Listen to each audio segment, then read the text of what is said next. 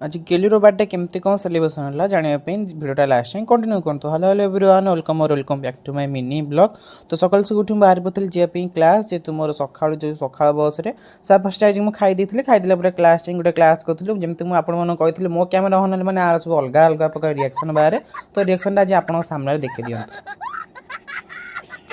तो से सब मजामस्ती करके आम बाहर जावाई आम डिपार्टमेंट को डिपार्टमेंट दबार था चक डस्टर ताको देखिए आम जीव आम एक्सट्रा कंपलसरी बेस क्लास करने क्लास करने पूर्व जो सार आसने आपको फोन गाड़ी कि फटो उठाऊँ निजे निजे तापर आम क्लास करके संगे संगे आसी बाहर को आसला मुझे आसी खायापी जेहतु मतलब भोक भी बहुत जोर लगता जेहतु मुझे सकाल कुछ खाई नी तो होटेल भात अन्न अर्डर कर